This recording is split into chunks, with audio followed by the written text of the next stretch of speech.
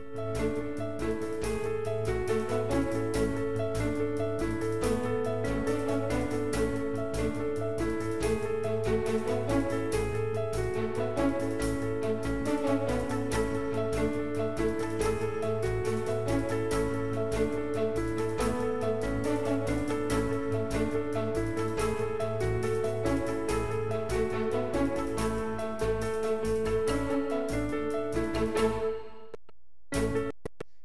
everyone. My name is Diego Alfonso, and I'm here with the Florida Aviation Network, broadcasting live and in the clear from the Howard Hughes Aviation Museum located at Sun and Fun Grounds at the Lakeland Linder Regional Airport in sunny Lakeland in Florida. For those of you that just tuned in, this year, 2013, marks the 39th consecutive year of this event happening here. And as you know, this is the second largest fly-in expo air show in the world. So I cannot think of a better place to be on a day like today, whether I'm a pilot or not, than being here. Our next guest his name is Steve McCaughey. I hope I got that right. And he is the executive producer of the Seaplane Pilot Association here in Florida. And he's a native of Florida. He lives in Winter Haven. And he has taken time of his busy schedule to chat with us a little bit here. So, Steve, welcome to the show. Oh, thank you, Diego. It's wonderful to be here. You know, this seaplane thing, I've always wanted to get my seaplane rating, but I don't know how to swim. So well, we can I guess work on that. that's a big problem there. But anyway, no. Seriously, I have all the ratings.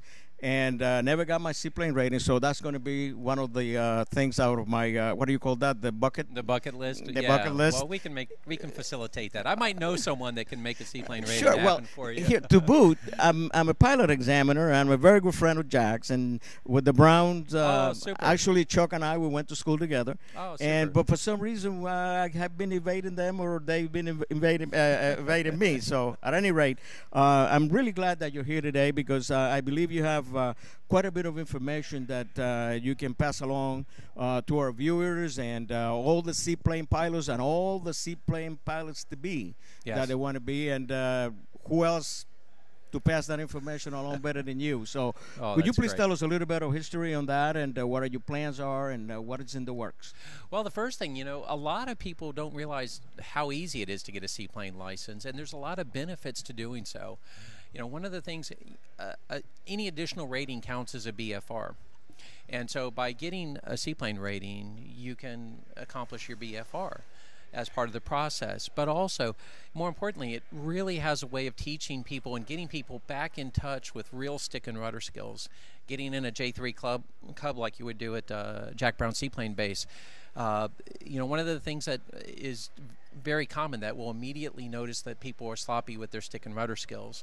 And so whether you're in a commercial pilot program or whether you're a recreational pilot, it's really beneficial to go ahead and get a seaplane rating to work on those skills and develop skills that in today's glass environments we're not necessarily teaching people as they do so. And the beauty of these ratings is that you can do a seaplane rating in 2 to 3 days and about 6 hours of training, generally for under $2,000. So it's a fairly inexpensive add-on rating. It really sets you apart with your peers, because only about 3% of pilots have their seaplane rating. So it really sets you apart with your peers, and you have the most fun you'll ever have flying.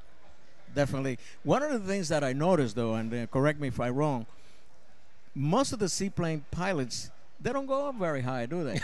No. Well, yeah, we laugh because if you're over 1,000 feet, a seaplane pilot will be screaming at you that he's getting a nosebleed.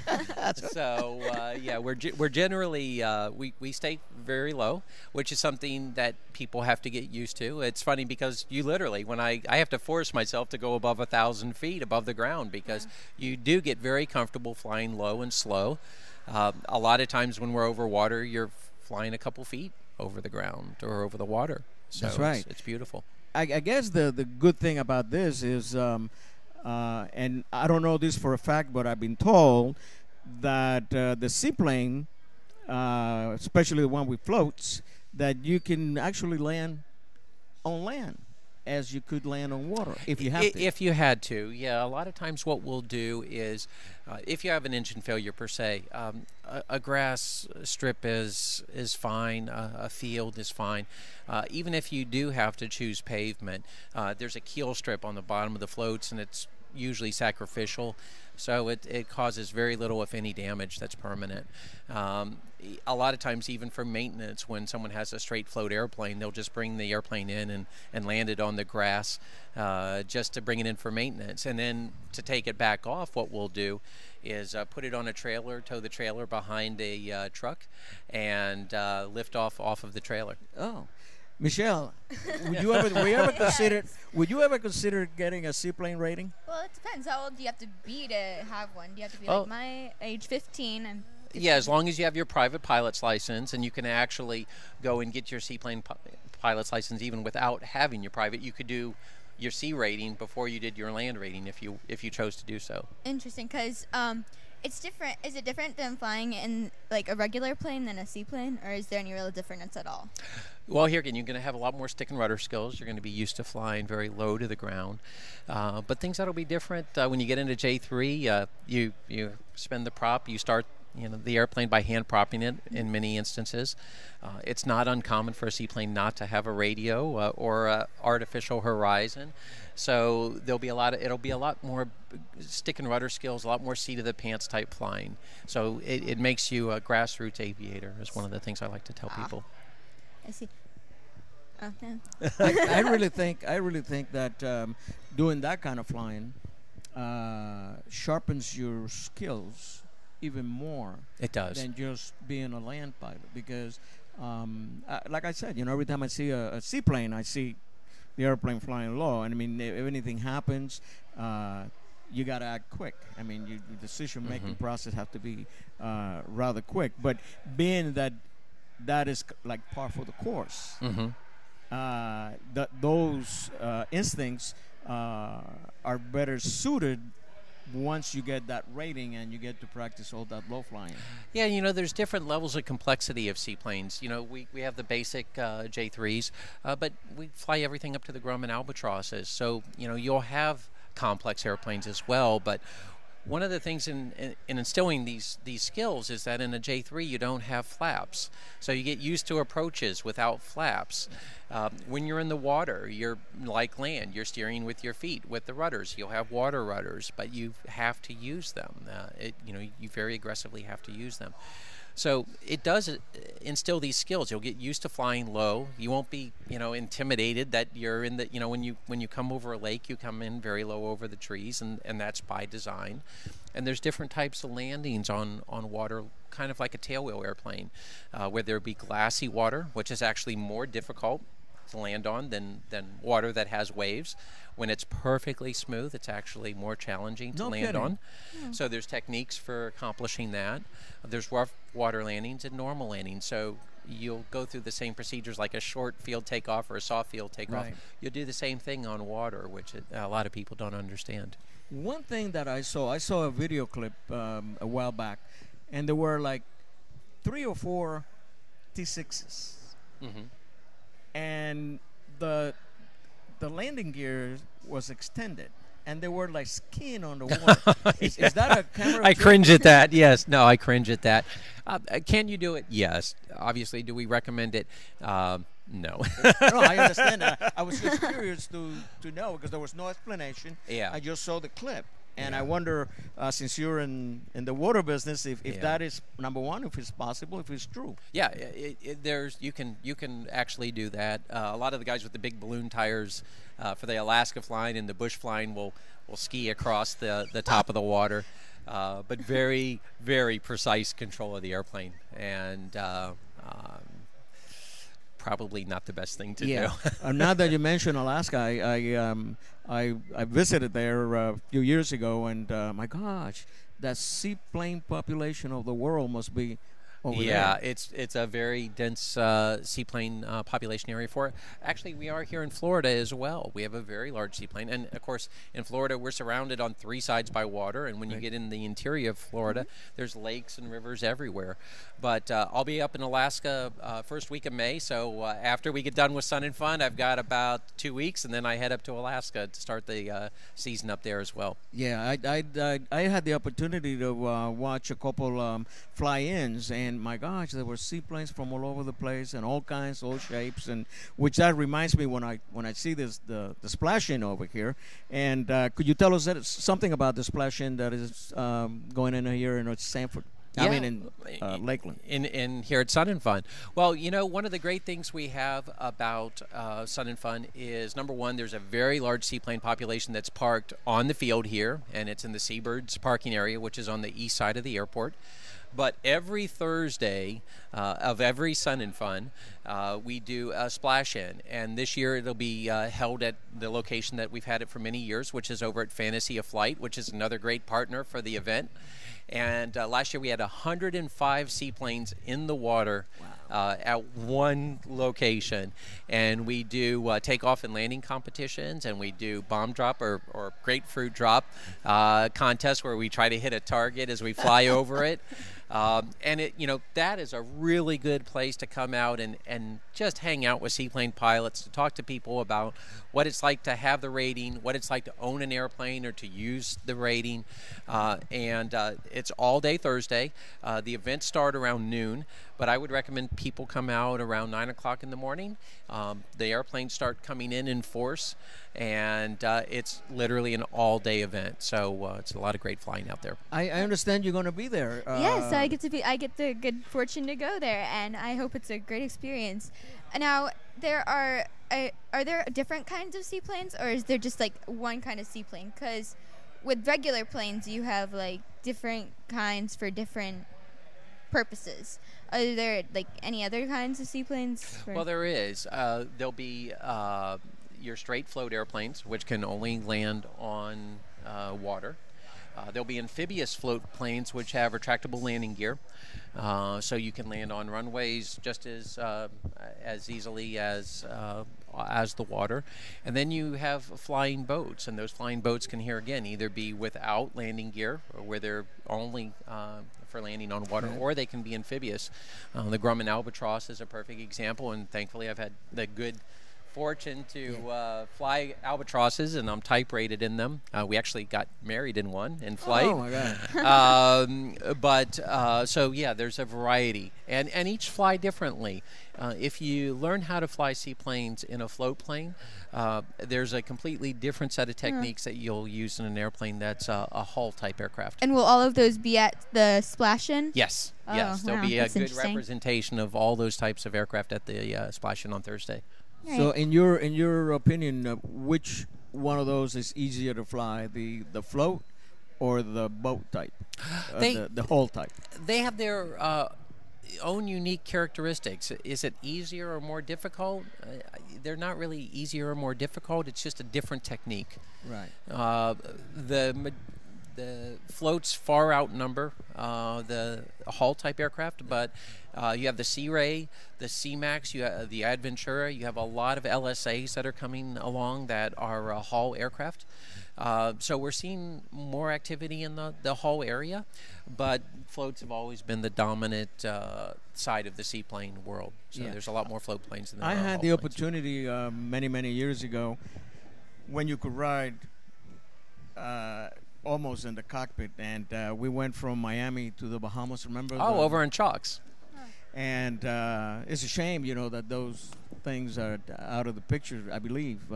Well, it's interesting. The Chalks ceased operation after their spar failure, which was really unfortunate because at the time, and this was a true tragedy for us as seaplane pilots and I think the aviation community, was that Chalks was the oldest airline in continuous operation in the world. Yep. They were also the safest airline. They had never had a passenger fatality. And so what's really a shame is that the first event ended the service of the airline. And there is a group of people that are interested in bringing chalks back in some form, and we're seeing a dramatic increase in the amount of commercial and private activity going to the Bahamas. There's a airline down in Key West seaplanes that will take you out around the islands. We have another operation out of Fort Lauderdale International that's operating over to Bimini in the Bahamas and also down in the Keys, called Tropic Ocean Airways. Right. They just expanded their fleet. They just added a caravan on amphibs. Yeah. So we have a lot of activity. I think that those trips to the Bahamas, nothing better than going either in an amphib or a seaplane. I mean, it's just water is a natural element that you're flying over it, and it's and wonderful. I think It's everywhere. Yeah. I think that Chucks was such a legend, you know. It was. Actually, it was a I legend. grew up with him. I was in Fort Lauderdale and grew up with the airline, you know. So I had the opportunity to fly one time, and I remember seeing the guy up here trying to do these things and then bouncing in the water and all that. It was very, very interesting. I remember that. And although it was many, many, many years ago, I remember like it was yesterday. And that was the what caused a lot of the flying hull type designs to be formed was the hulls typically could handle bigger water. So Chalks operated both the Grumman Albatross and the Grumman Mallard. And they would handle a little bit larger water, and they were operating out of Government Cut down in Miami, out of the water, and then flying into Bimini and other places. Yep. But what we do is once or twice a year, we take a group of 15 to 20 seaplanes, and we'll go over to the Bahamas, and we'll tour the islands. And the Bahamians love seeing the seaplanes come back. So that's my favorite place to go is the Bahamas. I'm originally from Cuba. Okay. So I was born and raised on a beach. And so I've never been back since I left, and 50-some years ago. And whenever I enjoy going around down there, you know, the Walkers and the Abacos, the whole chain there, Cherokee Bay, and all that is just beautiful. And I see a lot of seaplane activity. I see actually people that land and they just beach. Yeah.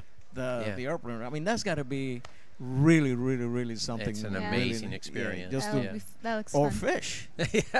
You know, just stop and do some fishing and then go snorkeling, pull up to a conch bar and have some conch salad or some conch fritters, or it's just wonderful. They're great for the islands, I guess. Yeah, it's wonderful. It's absolutely wonderful. Steve, tell us something about the association itself. For instance, if I want to join the association, what is it that I have to do, or are there any requirements? No, actually, joining the association is very easy. You can come by our booth. We're in Hangar C, and we're at booth number 76 and 77 in Hangar C. You can also look us up at seaplanes.org and join there. And we'll have a pretty large presence here at the show, but essentially it's $45 a year, which is similar to EAA and AOPA, and we work very closely with both EAA and OPA as well. We do a full-color glossy magazine. Currently we're producing that 8 times a year. So with your membership, you get the full-color glossy magazine. You get myself, our field directors, and our staff out there fighting and working to promote and protect seaplane access. So we work with local, state, and federal agencies to ensure that we have access to water to use for seaplanes. We have a scholarship program, which is fairly new to the association. If you're a paid member of the association, you can apply as a young person. We're really targeting 17 to 25-year-olds, and that are career track pilots. And it's a zero-cost seaplane rating if you win the award, and it is done on merit. And we'll be awarding one at Sun and Fun this year. So we go around the country, and it's a zero-cost seaplane rating. Whatever it takes for you to get your rating, you can apply and receive the award. So young adults are part of the association too. Absolutely. And you know, as we see with the pilot population, you know, there's this sense that, you know, there's a lot of white-haired gentlemen in the aviation community. No offense, Diego, but we need to make sure that there's young people coming along. Yes. We need to be fostering young people, and this is what I'm so excited about you being involved, Michelle. It's wonderful. I wish I was more involved. Well, we're going to work on that. Do anything. We're going to work on that. I was just telling Lori before, and Ernie Bauman, that I think we really need to start. I shouldn't say that. It's not start. We should kick up a notch more the promotion to get the Absolutely. younger people. I know the Young Eagles do a tremendous job. A lot of organizations do a tremendous job. You guys do a tremendous job, but I've seen some sort of an attrition rate in the population, and I think we need to promote the good news. And I was telling them that, unfortunately, if an airplane crashes in New Guinea and unfortunately 3 people die, that's world's news. However, if the accidents that happen in bathtubs in this country they don't make are news. broadcasted every day, you'll be taking a bath in the yard with a hose. It's such a safe activity, and when we're talking about younger people, it instills the sciences, it instills math skills, so it really gives them the skills you're going to need to go forward in life. And I love telling this story. I actually started very young, and I hope to be an inspiration for other people to start. When I was 10 years old, I was in 5th grade. My best friend was Michael Wagner, and his father was a pilot for National Airlines, so I'll date myself there because National Airlines hasn't been around for a long time. But I got the names and addresses of 200 airlines, and I hand-typed a letter to each one of the airlines and said, I'm 10 years old, my name is Steve McCaughey, and I'm interested in flying for a living and pursuing aviation as a career. Can you help me? Can you give me advice, and what should I do? And so I ended up getting personal responses back from the president of Braniff, Eastern, and Delta. And then at 12, I would tell my parents I was going over to one of my friend's house. I would go off on my bike, but I was really going to Dunkin' Donuts, and I would stop and get 2 dozen donuts, and then I'd ride up to Fort Lauderdale Executive Airport, and I would pick up the phone at the base of the control tower and say, guys, I've got donuts. Can I come up? And so they would say, sure. I was going to say, I bet you never got no for an answer. Yeah. So what I would do is I'd go up to the control tower. They would give me a headset and binoculars, and I would sit up there and learn all day. And then at 15, I started taking lessons, and I would work a week in a pet store. To get an hour of flight lessons. I would earn the money to go take that 1 hour of flying time every. So it just shows you that anybody can do this, no matter what age. Yeah. You can get started no matter when. Whether you have your parents' assistance or not. I mean, at that time, I was making $2.35 an hour. Yeah. And I was paying $40 an hour for a Cessna 152 with an instructor. But even at today's dual rates, I think that, with the difference in what you can make in a part-time job as a young person, those ratios are about the same, even though I'm very bothered that flying is as expensive as it is. I think you can still manage to do that, and through programs like our scholarship, there's other vehicles out there to help you get started flying as well. That's right. I remember when I started flying, I was making $33 a week. Okay. Well, I tell especially my kids, and I used to pay $9 dual. That included the airplane and the instructor. But that was almost a third of my salary. Yeah.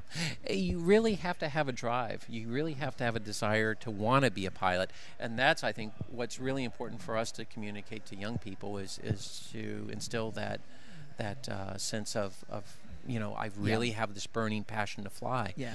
And if you have that, there are opportunities out there. Like I was talking with Diego a little while ago, I feel that passion is like a fire and a spark, and once you have that spark and once you have the achievements that you feel, it's just the fuel to keep it going and make it bigger and brighter. Oh, that's great. Yeah, and you need to chase that. And like I said, the benefits that you get through the sciences and through understanding the weather, I mean, you're going to learn skills that you're going to use regardless of where you go. I know it changed me. I started flying at a very young age, and it does changes you. I mean, you start, the discipline comes. And actually we were interviewing some cadets here from England just in the previous segment, and whether you're in the military or not, the discipline of flying changes you. Yes.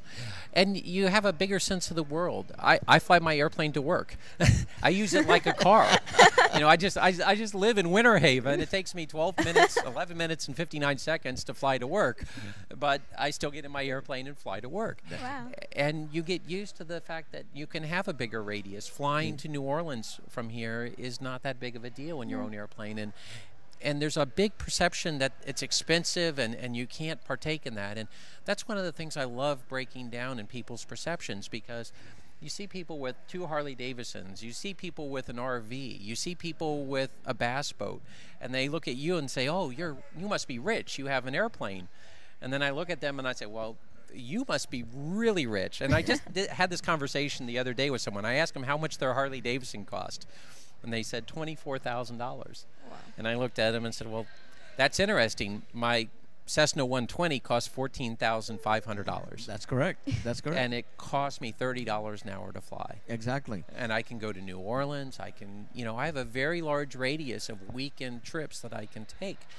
And so the perceptions, the airplane literally costs $30 an hour. If you look at someone who operates an RV, and they drag that RV across the country, and they pay the insurance, and they pay the maintenance, and they pay the fuel, which uses more fuel than my airplane. Yes. It's more expensive to use an RV. Some of them are than like it is 6-7 miles an hour. Yeah. I mean, per gallon. Yeah. 6, 7, 8 miles, depending on the size. So it's more expensive to operate that RV than it is to have an airplane and operate an airplane. So it just becomes a part of your daily life and it your does. daily routine. And it's been so good to me. We physically got married in an airplane in flight. I heard that. That was Yeah. first time I ever heard that. Yeah. We got married in a Grumman albatross. We had 6 Grumman albatrosses in the water at our wedding. And we did the ceremony over the Grand Canyon. Oh, my God. Which was really something. And the only way you could get there was by seaplane or boat. And so we had 20 airplanes in the water at the wedding. And then I subsequently went and did my albatross type rating. And we have flown seaplanes and airplanes from Alaska. I've circumnavigated Australia. This year we're going to Italy to fly seaplanes. So you literally, everywhere you travel, everywhere you go, there's generally a seaplane base or someone that you can go fly with. And I like to tell people to take advantage. Go fly with a different instructor. Fly a different type of airplane that you haven't flown before, because every time you fly a different kind of airplane, you become a better pilot. Exactly. Yes. Exactly. And originally, if you go back in history, a lot of the airplanes in the early days were seaplanes. They were, and especially during World War II and pre-World War II, because there wasn't the network of developed land runways that we have today. And so the demise of seaplanes in many ways historically, and while they've been very popular all along, the military used them very prolifically until we started building runways across the South Pacific Islands and things like that. But my first boss, as a flight instructor, he owned a school in New York many years ago, and he was the flight engineer in the first Pan Am Clipper. Oh, super. From New York to Paris. I believe it was 1935, 1936 when that would have been the place. right, yep. Wow. And then he was the flight engineer in the first 707 flight from New York to Paris. Super. And Pan Am also. Yeah. And he had a mock-up of the flight engineers board on the Clipper. Very interesting, and a lot of stories, because he flew all over the world. Wonderful those airplane. And they were all water to water. Yeah, Water. and there's none of those airplanes left today. No. And I've had the very good fortune, I've become very good friends with Igor Sikorsky, the grandson of Igor Sikorsky, who Connecticut. Out of Connecticut. He now lives in Maine. But, Igor was, not only did he invent the helicopter, but he was very prolific in all forms of aviation, and he designed many of the large airplanes that Pan Am used that were seaplanes. I had an opportunity to go there because I did most of my training in Jersey and most of my teaching in Jersey. Oh, super. And we used to go to Sikorsky Airport. Okay, super. And do a lot of instrument work. Steve, unfortunately, we have reached that time it's okay. where we have to say goodbye. It goes so fast. I'll tell you, man, when you're having fun. There's nothing better than talking about airplanes, I'll tell you what. Yeah. But we really appreciate you being here, Well, Diego, Michelle thank you. and I. Michelle, thank you. Yes. So, And, maybe we'll come back and talk some more. Whenever. The doors are always, you look, no doors. You just come in and sit down, and we'll Okay. take it from there. Thank you. Yes. Pleasure talking to you. Thanks. And folks, if you're still with us. We're going to say goodbye for a minute, but we'll be back in about 30 minutes. So please don't go away because we're going to be here. See you in a bit.